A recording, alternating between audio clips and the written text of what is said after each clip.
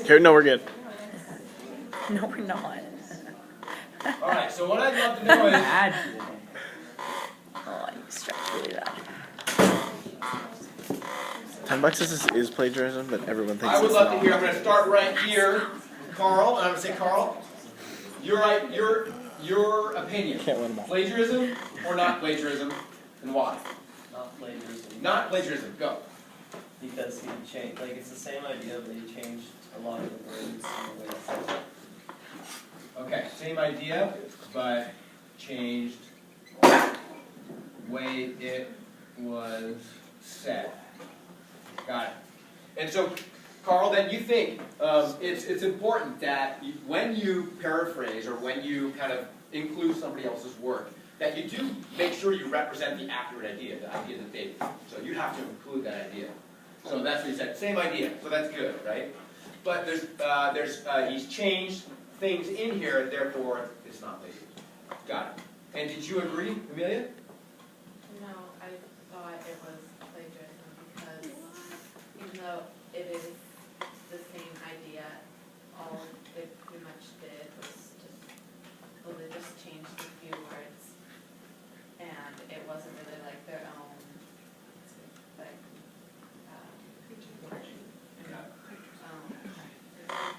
Got it. All right. So even though there is the same idea, like you said, there's just changed a few words. That is, you feel like there wasn't enough change.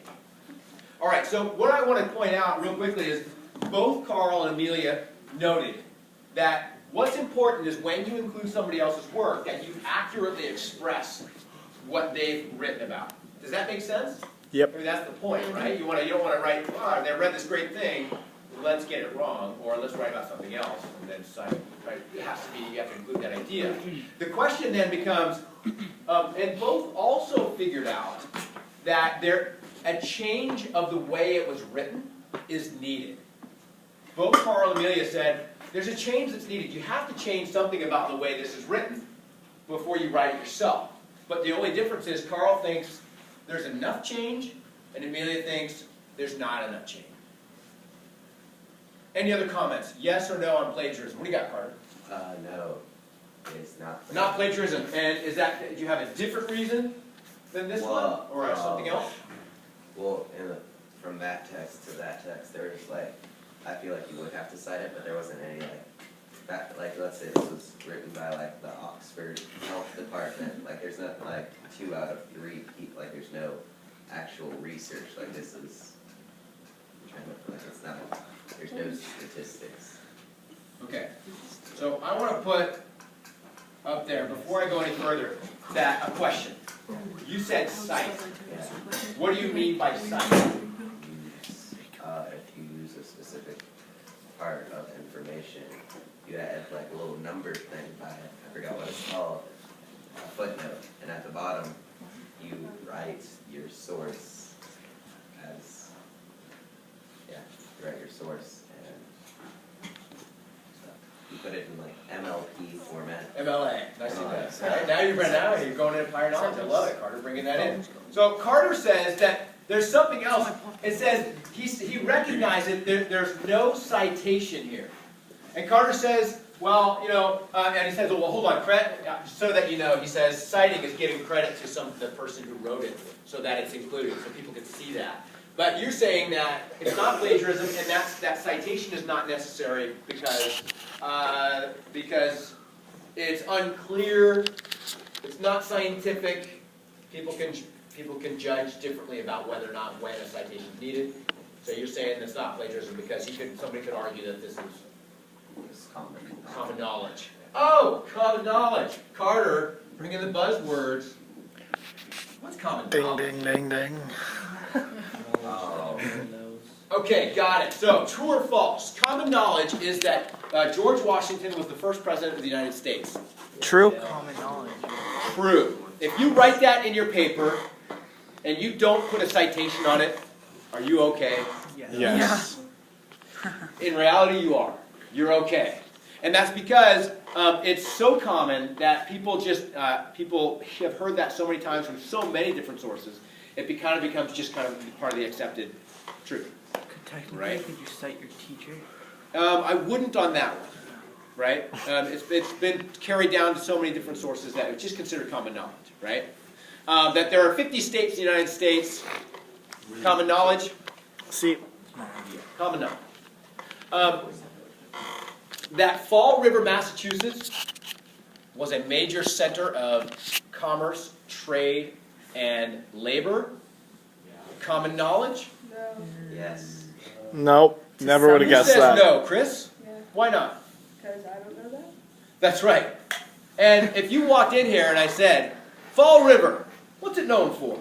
Write it down and hand it in. I don't even know if Yeah, me Fall too. River, known for People in Fall Rivers. River, but even people in Fall Stupid River, joke. to suggest that they have an understanding of this kind of complex social arrangement as its role within a historical period, that actually takes somebody else to have done some research on.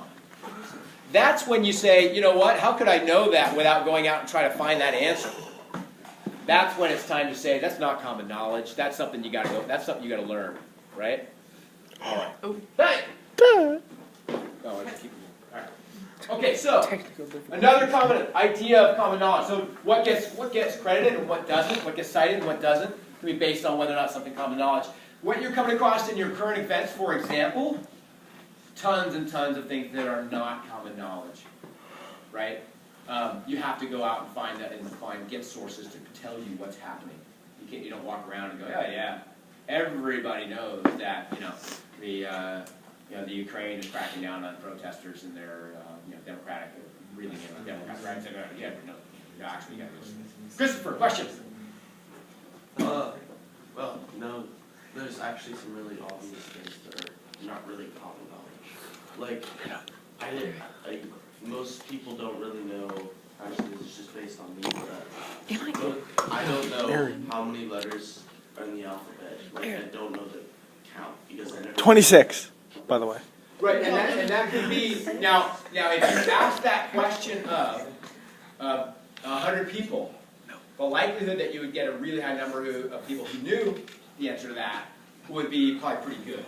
And so maybe enough for people to say, you have to kind of consider that common knowledge. I would not expect a student to go out and source somebody to say, there are 26 letters in the alphabet, and I know because I read it in this book, here's a source. It's something that people either can A, figure out, or B, by now they've recognized as something they've known for such a long time. Right? So here we are then. What do we think? Guillermo? Yeah. Plagiarism or not? What's your bet? That it is. That it's not. No. All right. Raise your hand if you believe it's not plagiarism. 1, 2, 3, 4, 5, 6, 7, 8, 9, 10, 11, and 12. Raise your hand if you think it's plagiarism. 1, 2, 3, 4, 5. The winners are. Did it change? Oh. Plagiarism. Wrong. For 2 reasons. 1, what Carter said. The writer has failed to cite a source for any of the ideas or facts. That was a super complex paragraph with all different kinds of ideas that I've been plagiarizing my nobody, whole life. with just walking in through life, could just absorb by walking through life. You'd have had to have read that in a book, and if somebody wrote it down in a book and that's where you learned it, cite that source.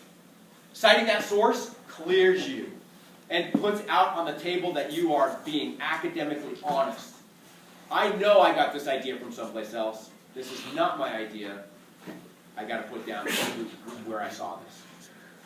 And if I put an idea in a paper that you really would have had to have researched, and you don't cite a source, you're being academically dishonest. That's a key. That's a question. Is that my idea? Is that common knowledge? Is that George Washington as the first president? Or is that something that I would have had to read on this in this process? If it is, make sure that there's a citation. We'll talk about how that will work on how that works. The other one is that the writer has only changed around a few words and phrases or changed the order of the original sentences. That is to say, when it got down to whether or not enough change had been made, we say not enough change had been made. Okay? So today, we're going to look at how we do that.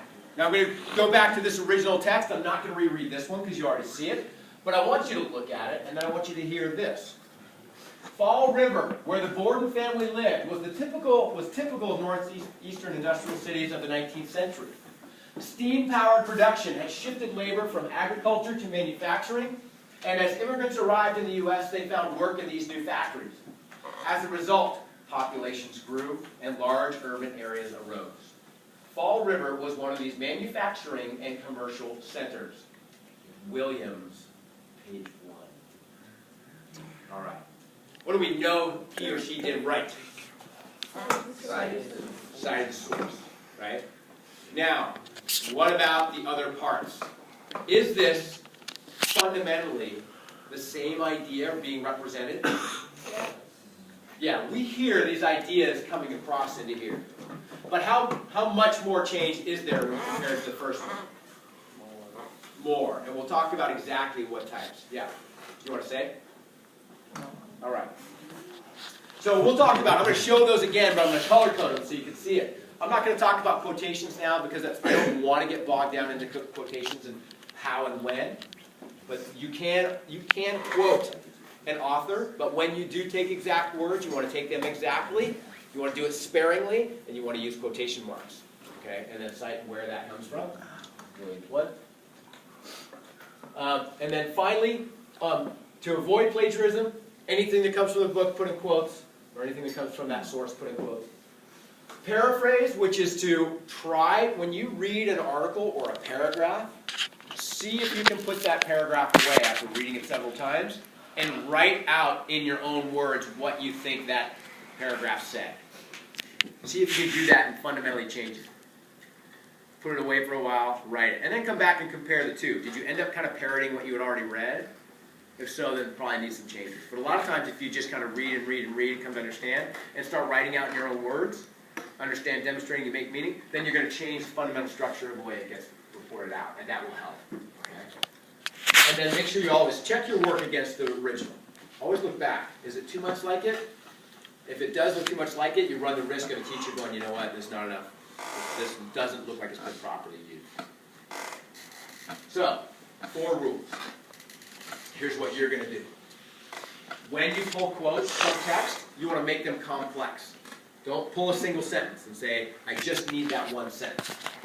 And then try to figure out how to paraphrase one sentence.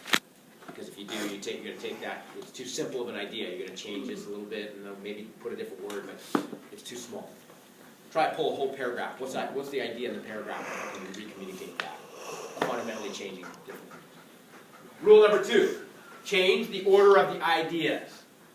Do you guys remember the original text? The last sentence was about Fall River, Massachusetts. On the correctly paraphrased paragraph, the Fall River was the first idea. So that's a key. We're going to talk about how that works. Change the sentence structure. If you are going through and kind of just changing words but keeping their same sentence structure, you run the risk of it sounding just like what they did, right? Change the sentence structure so that you are, instead of starting with Fall River as a center of mass production in the northeastern United States, start off with one of the centers of mass production in the northeastern United States was where the Bordens lived, Fall River, Massachusetts. Kind of reverse those order. You kind of fundamentally change that. And then finally, get yourself a thesaurus online and keep that nearby. And when it comes down to it, if you need a different word than commercial production, commercial and production, you'll find that Do they have a thesaurus app? Works as a substitute. That way you're fundamentally changing the work. So those 4 simple rules, you'll need those.